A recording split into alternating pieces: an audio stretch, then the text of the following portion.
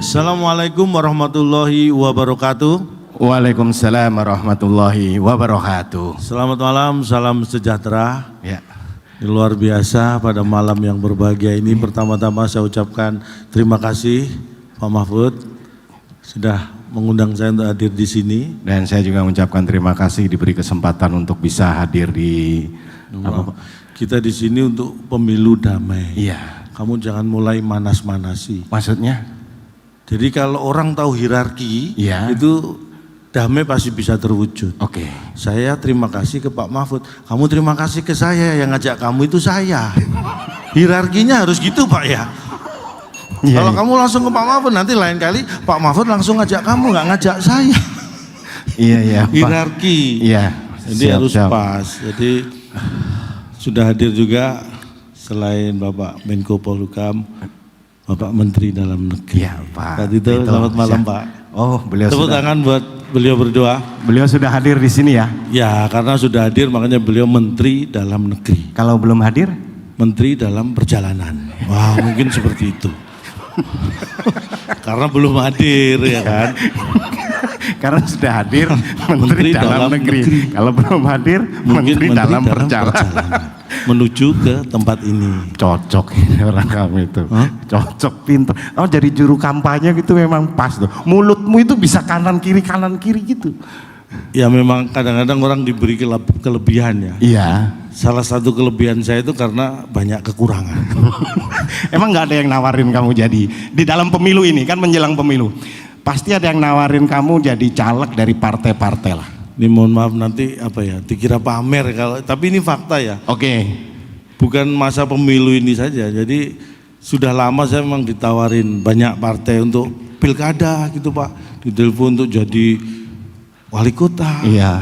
Jadi wakil wali kota. Iya. Jadi wakil gubernur, banyak partai mana telepon. Saya tunggu-tunggu. Saya telepon balik. Ini jadi nggak sih? Saya tunggu-tunggu nggak telepon lagi gitu. Makanya saya telepon balik. Ini jadi nggak? Saya bilang gitu.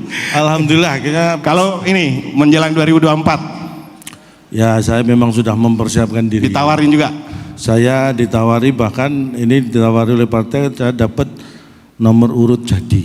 Wis, nah ini menarik ini. Banyak partai besar yang pasti nawarin Bapak, ditawarin Mas ikut aja nanti dapat nomor urut jadi. Kenapa nggak mau? Karena saya pikir begini, saya Susah loh, itu susah loh Mas mendapat kesempatan seperti itu. iya memang mungkin susah ya, dapat nomor urut jadi susah. Tapi kalau saya pikir, Iya. saya itu urut ke Haji Naim nggak Iya. pakai nomor jadi. Jadi harusnya, jadi nggak perlu nomor urut jadi. Wong saya urut ke Haji Naim nggak pakai nomor aja jadi kok. Ya, jadi Harus hal-hal urut ya. hal seperti itu kadang-kadang bagaimana kita melihat. Oke. Jadi bagaimana kita melihat, makanya hal-hal yang sensitif terutama ya, kita harus bisa memfilter itu. Ya, hoax apa akan mulai bertebaran. Karena apalagi isu-isu yang berkaitan dengan mungkin ya masalah agama, masalah ras, Ya. itu yang sangat sensitif, harus kita saling menjaga. Pernah punya pengalaman ini? Saya itu dulu kan aktif di masjid dekat rumah saya. Iya. Waktu masih muda dulu. Saya pernah digeruduk orang satu kampung. Karena Gara-gara saya azan asar saat maghrib. Wah itu. ya itu salah kamu lah. Kok salah saya gimana? Azan azhar pas maghrib. Loh, azan asar sama azan maghrib itu kan sama persis. Yang beda cuma azan subuh, ada as-sholatu khairum minan naum ada. Iya. Kalau asar sama maghrib azannya kan sama persis Pak Mahfud ya. Iya. Saya digeruduk. Kok bisa tahu mereka membedakan saya azan asar dan azan maghrib? Iya. Itu kan sok tahu orang-orang berarti Pak ya. Iya. Orang saya yang azan perasaan persis sama. Iya. Pernah saya azan jam 10 pagi saya azan Pak. Oke. Sama itu, bapak-bapak berbondong-bondong. Tong, kamu ini aliran apa? Jam segini azan. Ya, saya yang bingung, bapak-bapak ini yang aliran apa? Saya tadi azan subuh, bapak-bapak nggak datang. Ini jam 10 saya azan malah pada datang. Bapak ini aliran apa? Jadi kadang-kadang hal seperti itu kita itu boleh. Jadi intinya adalah jangan gampang menyalahkan orang lain. Tapi introspeksi itu lebih penting daripada bagaimana kita menyalahkan orang lain. wes mantap. Intinya gitu. Bukan kita ingin menjadi paling benar, tetapi menjaga kebenaran bersama itulah yang utama. Benar. Tepuk tangan Pak, nggak apa-apa tepuk tangan. Yang panjang juga nggak apa-apa Pak. Ini yang saya biar agak bangga gitu Pak. Nah, berkaitan menjadi seorang pemilihan umum kan sebentar lagi, ya, wakil rakyat, caleg dan lain sebagainya. Sudah. Karena tidak gampang untuk menjadi seorang pejabat itu memang tidak gampang. Memang kalau kita menjadi pemimpin, kemudian mungkin calon wakil rakyat, itu satu hal menurut saya yang harus saya garis bawahi ya, bahwa harus punya sifat amanah. Itu yang utama itu. Apalagi menjadi pemimpin, ketika orang diberi kekuasaan, diberi wewenang, kemudian menjadi wakil rakyat, itu amanah yang utama. Yang utama. Amanah dalam arti sebenarnya amanah, bukan amanah.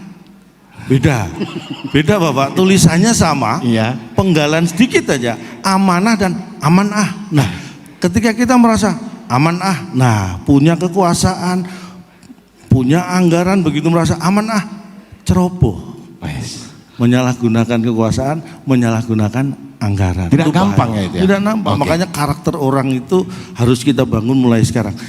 Bapak Ibu, ini dua orang beda karakter. Kita akan menilai. Apa? Contoh, ini kaitannya amanah. Misalnya, seorang akbar jalan di jalan yang sepi, tidak ada orang. Tiba-tiba melihat ada satu lembar uang 100.000 jatuh. Bukan milik kamu, tidak tahu milik siapa. Kamu ambil atau tidak? Ini nggak ada orang, nggak ada yang lihat. Saya ambil, tapi nggak buat sebentar dong. Nggak buat saya berikan ke kotak amal atau ke orang yang lebih berhak. Saya berikan.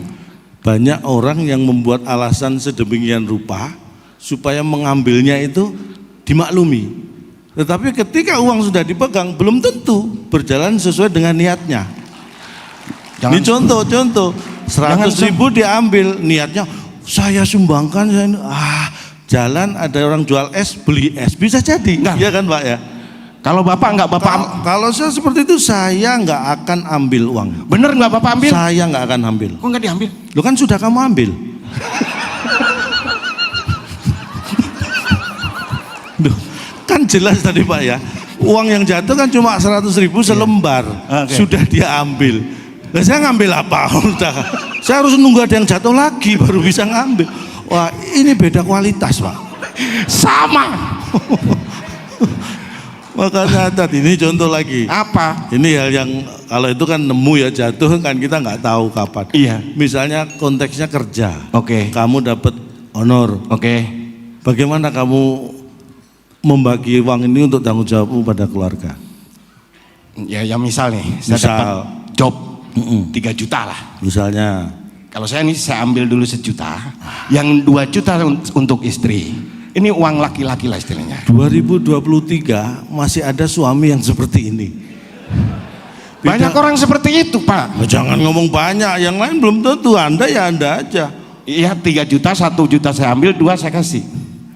Saya bukan sok, tapi saya tidak pernah seperti itu. Nggak pernah ngambil? Saya nggak pernah. Masa nggak pernah? Saya nggak pernah ngambil job kok cuma 3 juta itu, nggak pernah. Mohon maaf ya Bapak Ibu ya. Ini berarti 3 juta masih diambil Pak. Job. Wah, berarti saya ngasih kamu kebanyakan selama ini. Wah, perlu dievaluasi. Ternyata 3 juta masih diambil. Iya Pak. Kadang-kadang orang itu punya ukuran yang berbeda. Baik. Nah, berkaitan dengan rangkaian pemilu ini sudah dimulai, rangkaian pemilu mulai pendaftaran caleg, pendaftaran mulai capres. Tahun lalu sudah semua. Kemudian pendaftaran capres belum. Nanti rangkaian itu yang paling rawan ini Pak. Itu setelah masa kampanye. Nah, ini yang paling rawan. Ada masa kampanye, kemudian ada masa tenang, baru setelah itu apa namanya? Pemilu. Masa tenang itu tanggal 11 Februari sampai dengan 13 Februari. Nah, ini yang perlu saya luruskan. Apa? Jadi ini kurang tepat. Jadi kalau masa tenang, ya itu habis kampanye nih. Kemudian masa tenang itu 11 Februari sampai dengan 13 Februari. Tadi sudah disampaikan Bapak Menko Polhukam. Acara ini diselenggarakan supaya masyarakat kita ini bisa menghadapi dan menjalani pemilu dengan damai. Jadi masa tenang bukan 11 sampai 12 Februari. Apa? Justru mulai sekarang kita juga berharap masa itu tenang. Jangan sampai gaduh, jangan sampai terjadi. Masa tenang itu harus mulai sekarang. sampai nanti saatnya pemilu, selesai pemilu. Masa tenang cuma 11-12 Februari. Sebelum itu boleh gaduh, boleh bertengkar. Masa itu yang double S, Pak. Masanya itu yang S-nya satu, masa tenang, bukan yang masa S-nya dua. Masa tenang bukan yang masa tenang. Masa. Ya. Ah, ini S-nya 1 apa 2? Ayo, saya tanya sekarang. Ini kan relatif, Pak ya. Ayo, ini saya ngomong masa. Ini S-nya 1 apa 2? 1. 2. Lagi. Masa. 2. Ah, ini baru 1. Artinya hal seperti itu kan relatif. Masa tenang. Tapi masa tenang dalam kaitan waktu memang diberikan antara 11 sampai 12 Februari setelah kampanye. Iya. Tetapi yang namanya masa atau masyarakat itu harus kita buat tenang. Iya. Karena ini namanya pesta demokrasi. Iya. Ini hajatan kita seluruh bangsa Indonesia. Kita harus semua bergembira, tenang supaya bisa berjalan dengan baik. Lancar sampai masyarakat masuk yang namanya bilik. Betul. Tepuk tangan dulu. Sampai masyarakat masuk yang namanya bilik suara. Namanya bilik suara, tapi begitu masuk bilik kita nggak boleh mengeluarkan suara. Kadang-kadang saya bingung. Kalau kita masuk studio rekaman, di dalam rekaman, Pak. Iya. Ini masuk bilik suara, tapi kita teriak-teriak nggak boleh. Saya coblos nomor berapa nggak boleh. Jadi bilik suara, tapi tidak boleh mengeluarkan suara. Iya. Harusnya ini bilik tanpa suara. Oke, Pak. Alhamdulillah. Baik, nanti kita akan hadir kembali.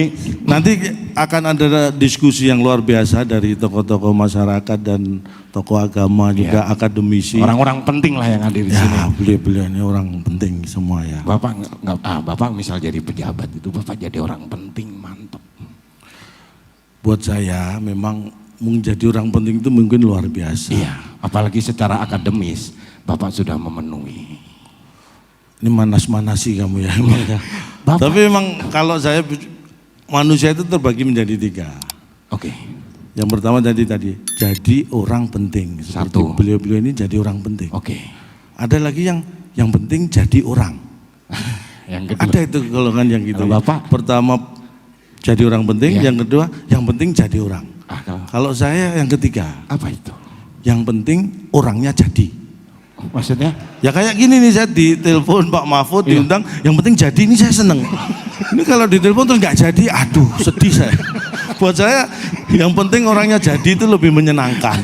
Apalagi dalam masa kampanye dan caleg, yang penting orangnya jadi. Nah, karena tujuannya seperti itu. Dan jangan lupa setelah jadi tetap amanah. Amin. Nah, ini kita akan lanjutkan, nanti saya akan menyimpulkan dari diskusi yang ada di depan. Jadi mudah-mudahan berkenan, nanti Pak Ahmad Syaroni nanti yang ingin saya disampaikan akan saya simpulkan. Sering ngajak tukar pendapat. Saya sering ngajak diskusi beliau-beliau ini. Oke. Ya beliau-beliau nggak pernah mau sih. Saya tapi sering ngajak. Jadi mungkin sampai di sini dulu, kita akan ikuti acara selanjutnya. Kita berjumpa lagi. Saya Calon Tom. Wassalamualaikum warahmatullahi wabarakatuh.